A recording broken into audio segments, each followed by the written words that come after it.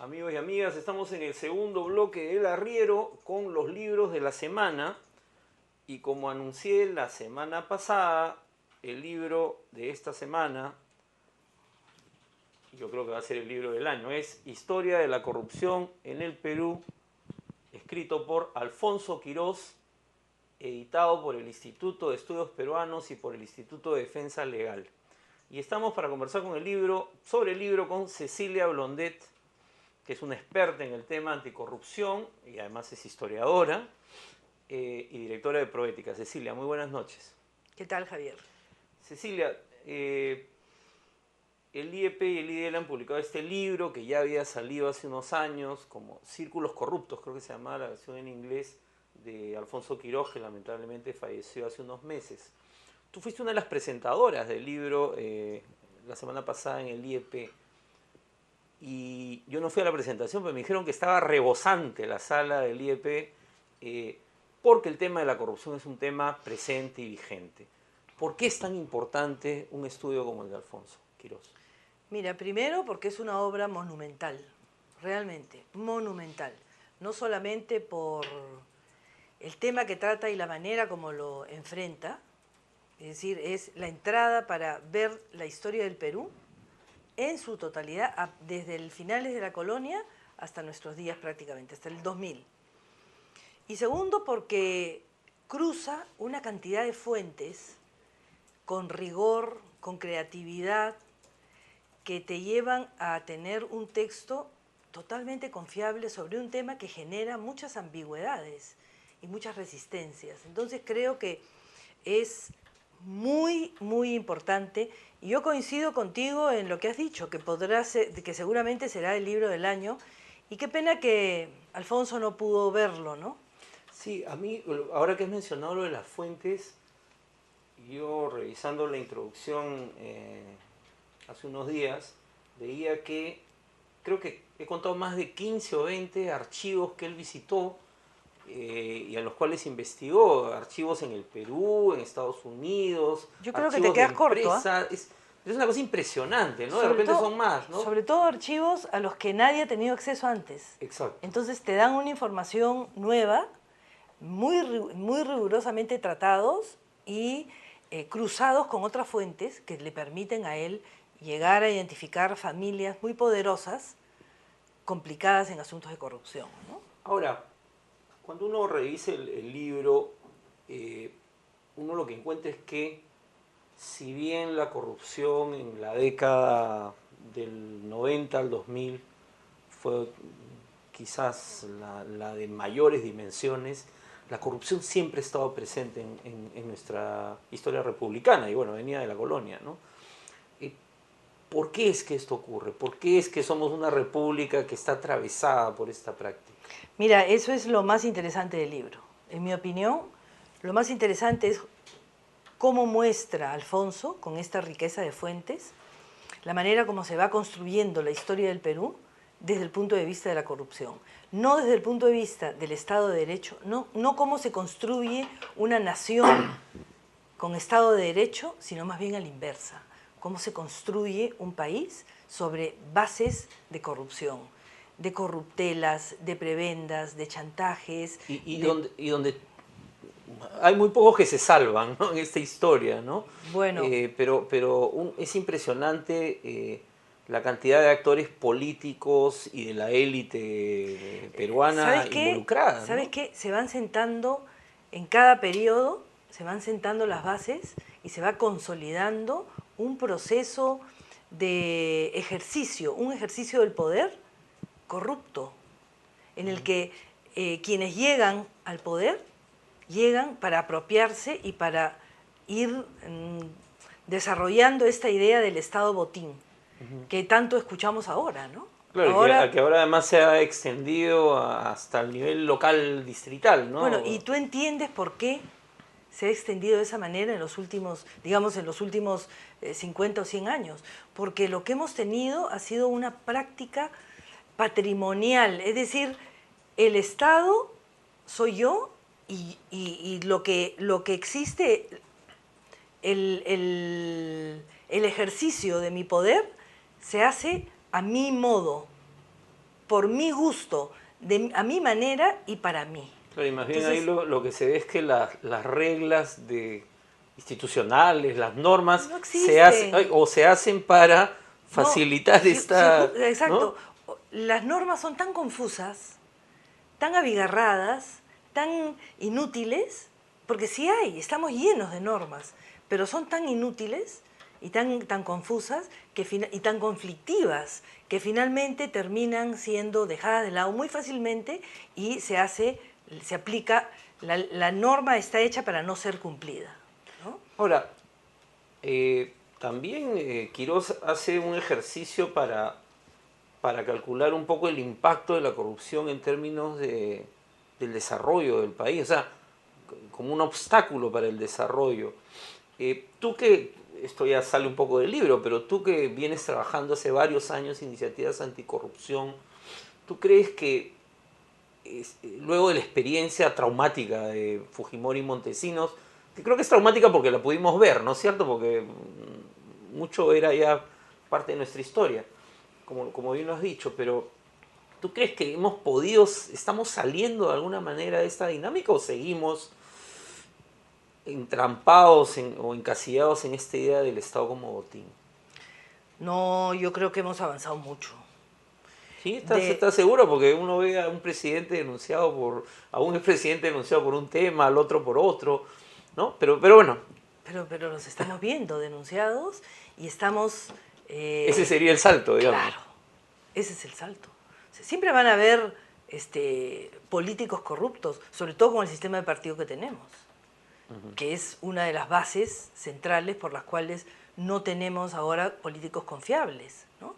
Porque no tienen mecanismos de control y porque en general no ha funcionado el sistema de control en el país. Pero digamos que más allá de los partidos políticos, lo que estamos viendo es que hay digamos que comienza a haber una sociedad civil. Estamos acá discutiendo sobre esto y no tenemos miedo de que saliendo nos van a tirar un balazo, para comenzar, ¿no? Claro. Por otro lado, tienes prensa libre, y tienes prensa libre.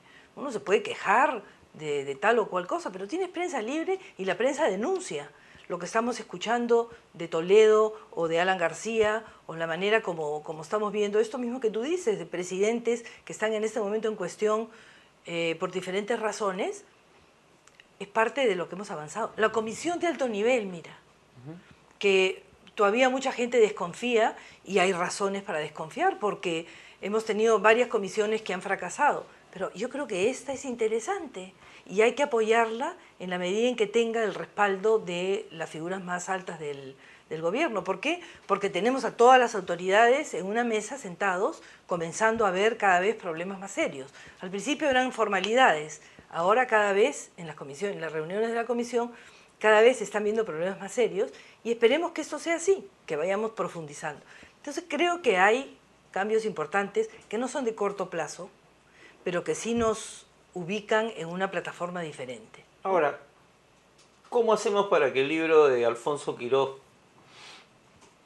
que han tirado 2000 ejemplares, o sea, que aspiran supongo, a vender bastante? Y yo creo que va a tener ahorita. ¿Cómo se hace para que esta historia que se cuenta se incorpore, por lo menos en parte, Sí. al debate? Bueno, al debate se va a incorporar, pero a la currícula, porque realmente hay cosas que se cuentan acá que las sabían solamente los cónsules o los funcionarios de la corporación Grace o de la casa tal, pero que nunca las supieron los peruanos. No, además, una cosa que a mí me sorprendía de cuando lo iba leyendo para presentarlo, para preparar la presentación, es cómo he disfrutado de nombres y apellidos, cómo he disfrutado de la manera como ha ido contando, muy bien escrito, Sí, porque es un libro contando muy bien Quirós la trama de la corrupción tan enhebrada con la trama del poder. Y entonces a veces incluso me provocaba, porque ya no tenía tanto tiempo, digamos, es un libro muy grande, de 600 y tantas páginas, ¿no? Saltarme, llegar al final del capítulo, porque cada capítulo tiene una especie de síntesis. Y no podía hacerlo, porque el cuento, para llegar a la síntesis, era interesantísimo. Gamarra, nuestros libertadores, San Martín, claro. Bolívar, fueron unos tremendos lagartos que se llevaron cantidad de plata porque se pagaron a sí mismos. Claro, se repararon, se compensaron. Exactamente, se compensaron, pero sumas enormes, o en dinero o en propiedades, y dejaron el Estado peruano, el jovencísimo Estado peruano, prácticamente en la quiebra. O sea, la CTS de Fujimori a Montesinos no era una novedad. Exactamente. ¿No? O sea, era una práctica republicana. Una práctica de inicio, y así se van sentando las bases. Gamarra, un general totalmente corrupto, que estaba en cada vez apropiándose más del poder para repartirse propiedades, para pagar favores, para generarse una base de apoyo, que es algo que vemos, además, y que hemos visto hasta hace muy poco. Así es. ¿No? Esta idea de yo llego al poder para pagarle a mis amigos. Claro, ¿no? y para, como dicen, recuperar la inversión, ¿no? Recuperar la inversión. O Castilla, ¿no? Tan bien valorado. Es el héroe de los libros de texto. El héroe de la abolición de la esclavitud, que termina pagando sumas inimaginables y nuevamente dejando al Estado casi en situación de quiebra por pagar los bonos de manumisión, que era el pago a los que tenían esclavos. Y por supuesto que la propiedad de los esclavos se multiplicó por 100 o por 1000, ¿no?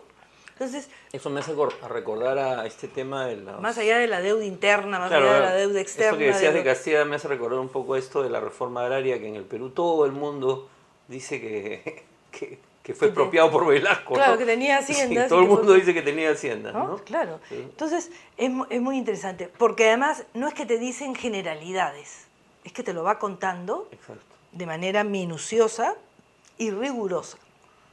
Yo valoro mucho el rigor, porque en cuestiones de corrupción es facilísimo lanzar grandes acusaciones sin pruebas. ¿No? Es facilísimo, y es facilísimo quebrar honras. Afectar honras. Facilísimo. Sí. Pero acá te los prueban. Entonces tienes familiotas enormes, importantes, poderosas, que están que no les mostrando, va a gustar que están mostrando un rostro no tan santo, ¿no?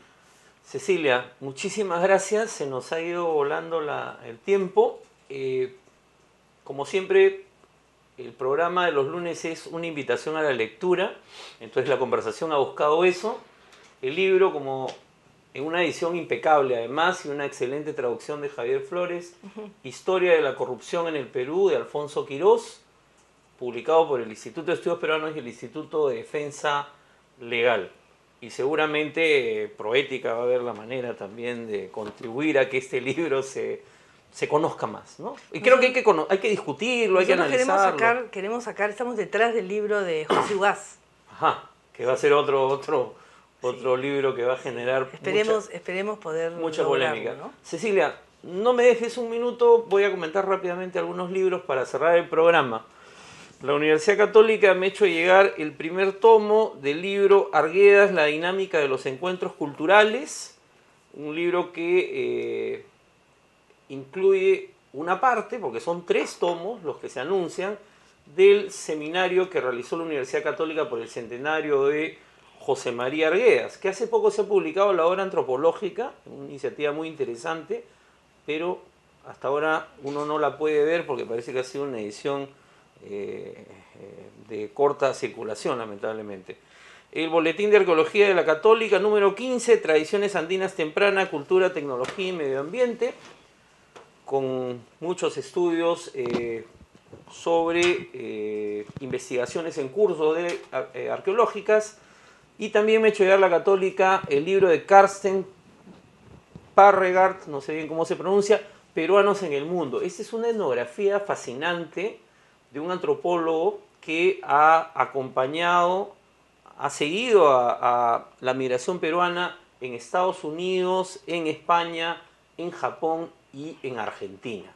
Un excelente estudio sobre la diáspora peruana. Teresa Cabrera ha escrito el poemario El Nudo. Teresa es editora acá en La Mula y una buena amiga, con las ediciones siempre preciosas de Universo Bacterial de mi amigo Arturo Higa. Rápidamente, Voces, la revista del Ser, en Cajamarca, publica su número 45, con una entrevista muy polémica al congresista Mesías Guevara de Acción Popular, que plantea que Santos está contra el reloj y con muchos problemas en la gestión. Salió Poder, un informe sobre Humala por dentro, cómo se resolvió el tema Repsol. Y como siempre les recomiendo la revista Vela Verde, que dirige mi buen amigo Juan Carlos Tafur, que hoy día ha escrito un editorial brillante que, permítanme que mencione el título: Mami, me quieren quitar mi Coca-Cola. Un editorial de los mejores que yo le recuerde a Juan Carlos Tafur, diciéndole a los liberales: peléense por cosas más serias que simplemente la publicidad de la comida chatarra. Bueno, eso ha sido todo por hoy, amigos. Nos vemos el jueves, seguramente para hablar sobre la consulta previa. Gracias.